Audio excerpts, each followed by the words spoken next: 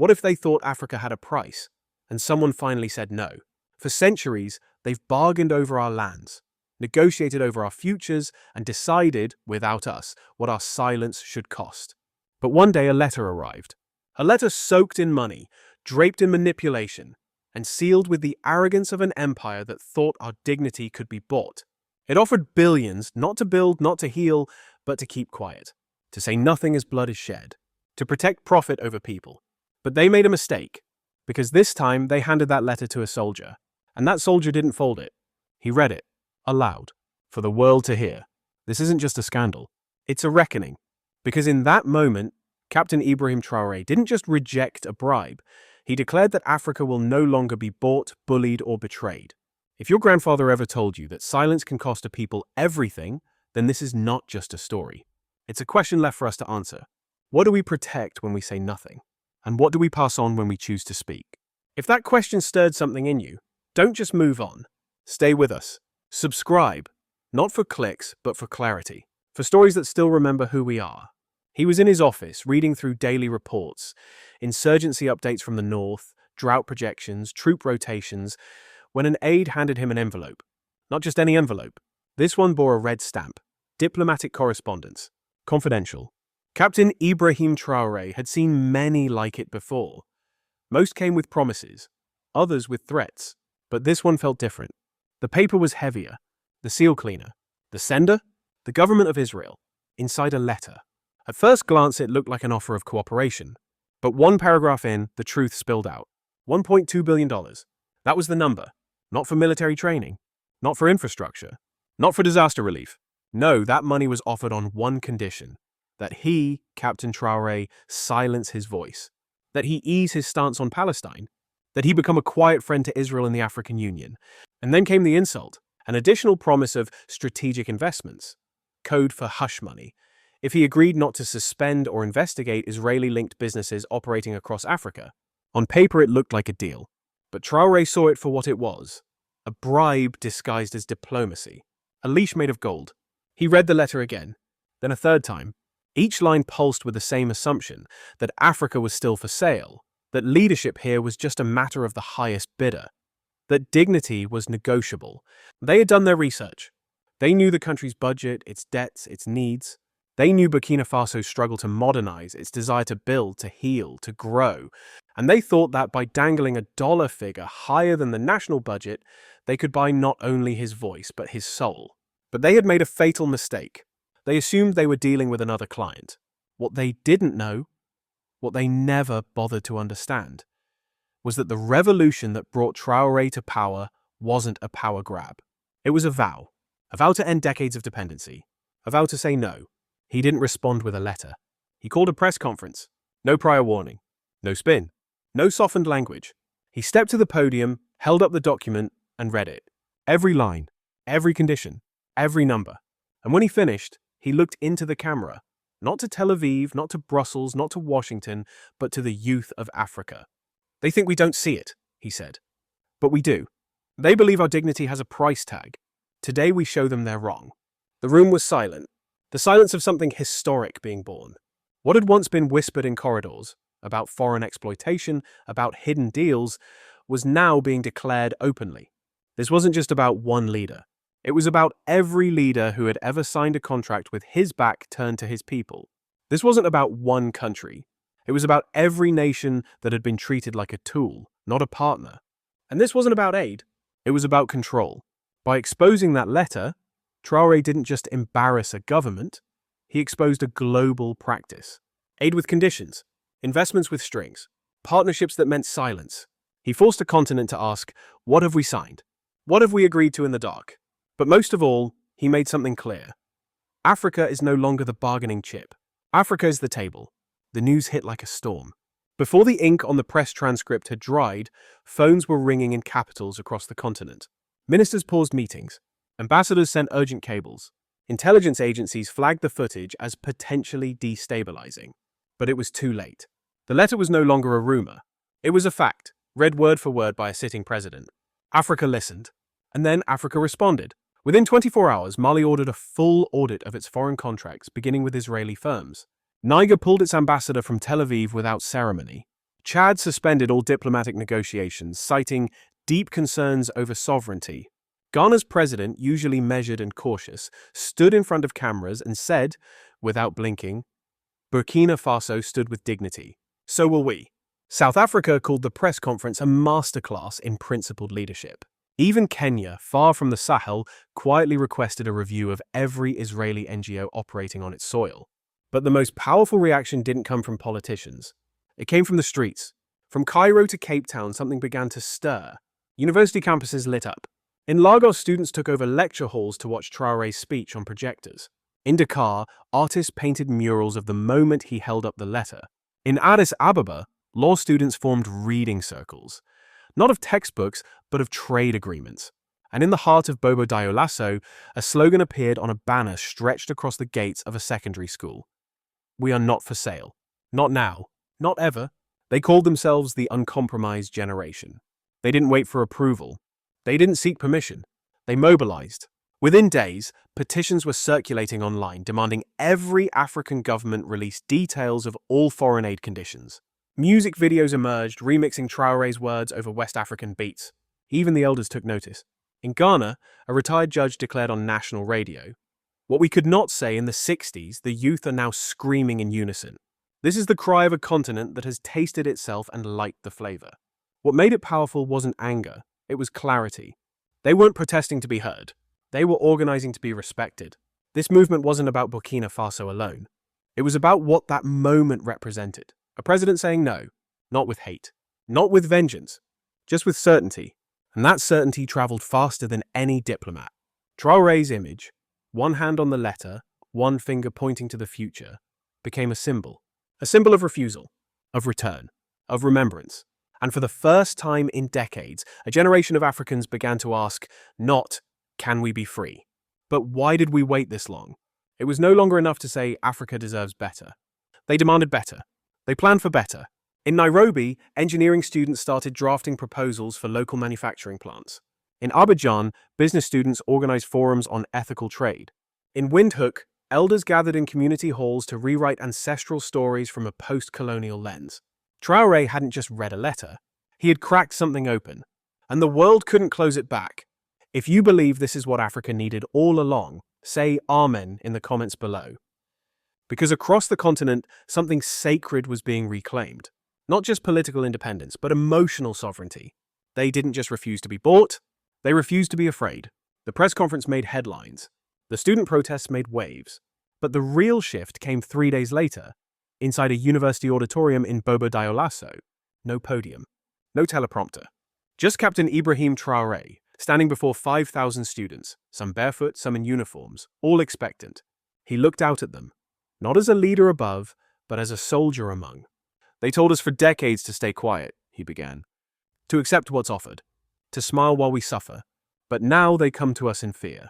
He paused. So I ask you, do we go back to silence? Or do we speak louder? The answer was thunder. 5,000 voices roared.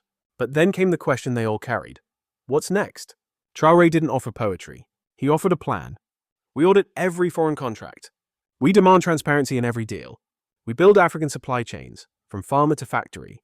We trade with each other first, the world second. He wasn't speaking in theory. He spoke like a man who had drawn a map. We stop exporting raw cocoa and importing chocolate. We stop sending cotton and buying back t-shirts. We build our own processing plants. We stop being suppliers. We become manufacturers. The students didn't cheer. They stood because something sacred had been said. No longer slogans. No longer dreams. Blueprints. He continued. We create an African development bank, run by Africans, backed by African reserves. We build African universities that rival the Ivy League, funded by our governments, rooted in our histories. We establish pharmaceutical hubs, not to copy the West, but to treat our people. We invest in African satellites, African semiconductors, African research. Each line was a matchstick, each pause a fire. He spoke not of aid, but of autonomy, not of waiting, but of working. Because dignity isn't inherited, it's engineered. What followed was unlike any policy speech. Students began forming committees that same day. Professors offered their research labs. Diaspora groups called in, offering funding, mentorship, blueprints from abroad. The revolution had moved from protest to production. Traoré later said in a closed-door meeting, they expect Africa to react. They never prepared for us to build. And indeed, a shift was happening. In Ghana, textile cooperatives began coordinating with dye producers across West Africa. In Namibia, a group of retired engineers launched a Design for Dignity initiative, retooling factories abandoned by foreign companies. In Senegal, female economists drafted an African currency treaty proposal, exploring cross-border trade without reliance on the dollar or euro. This wasn't resistance. This was architecture. Because when you refuse to be bought, you must also commit to building what you want to own. That's what the world didn't expect. Burkina Faso latest news? It's not protest. It's planning. And that, more than speeches, is what frightens empires. The world did not respond with applause. It responded with alarm. Within hours of Captain Ibrahim's televised defiance, government inboxes in Tel Aviv, Paris, and Washington were flooded. What does this mean for our investments? Is this sentiment isolated or a wave? Can we still do business in West Africa? In Tel Aviv, Netanyahu's office went into overdrive. One aide reportedly called it a PR disaster wrapped in a rebellion. The Prime Minister himself was said to have shouted, "Traore turned a private agreement into a weapon." Good. That was the point. In Paris, French diplomats scrambled to review their African holdings, realizing many of their silent agreements were at risk of being read aloud. In Washington, backdoor calls were made, not to control, but to understand. American officials were less arrogant, more confused. China, curiously, said nothing. They didn't panic. They didn't protest. They simply watched. Because they understood something Western powers didn't.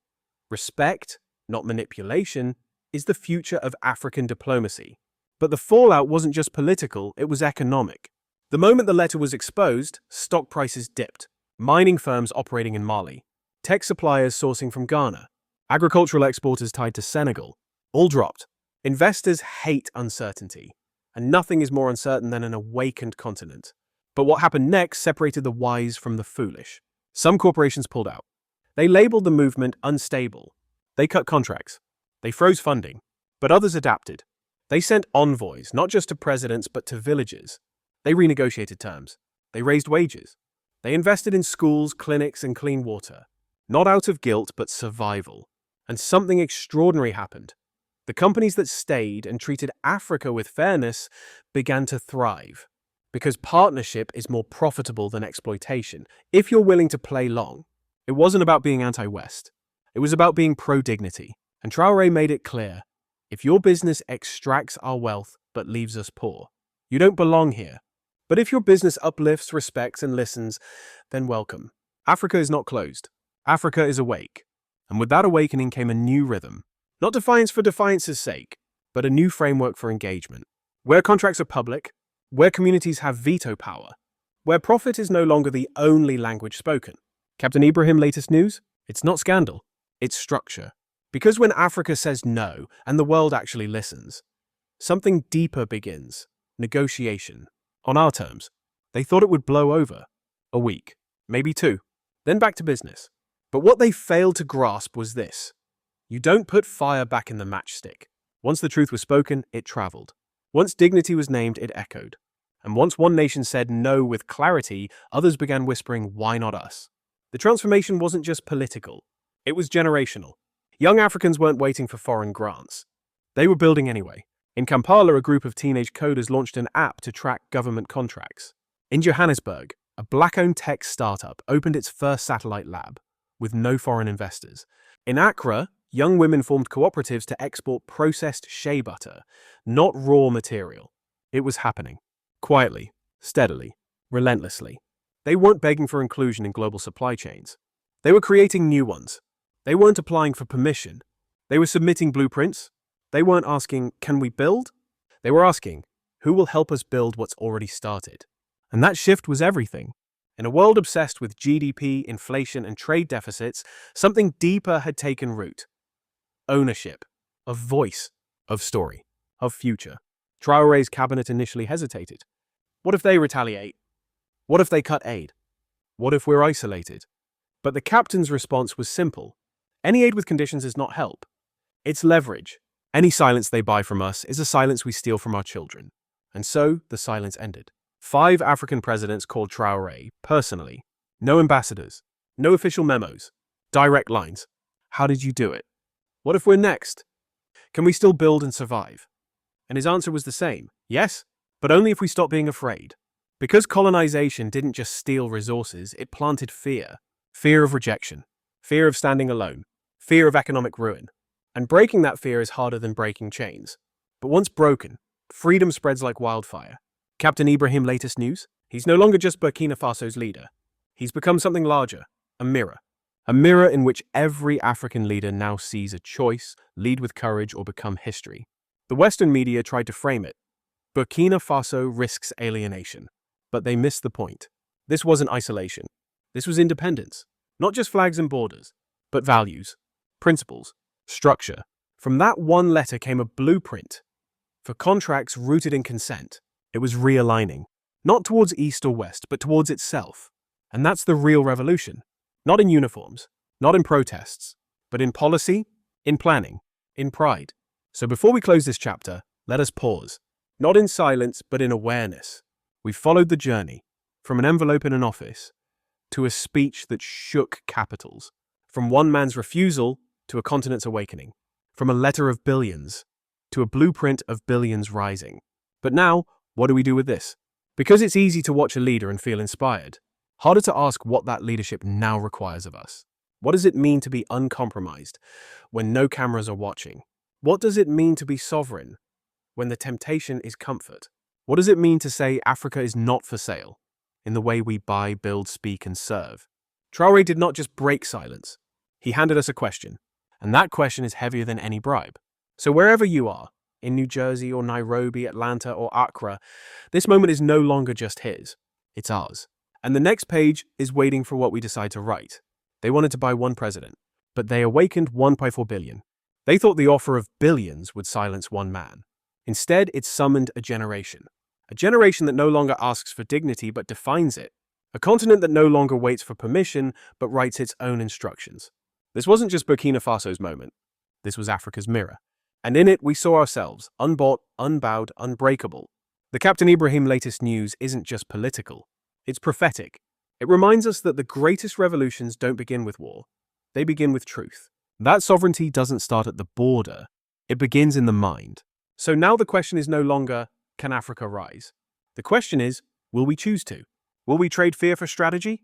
Silence for speech? Protest for policy? Will we stop exporting potential and start building legacy? Will we protect what our ancestors died to deliver? Because here's the truth. Africa is not for sale. Not its leaders.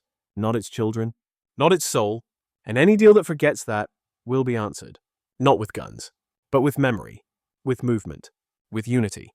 If this story moves something in your chest, don't scroll past. Like, share, speak, subscribe, because they hit our history long enough. Let's speak our future out loud. Burkina Faso latest news? We're no longer negotiating our worth. We're writing it. Africa rise.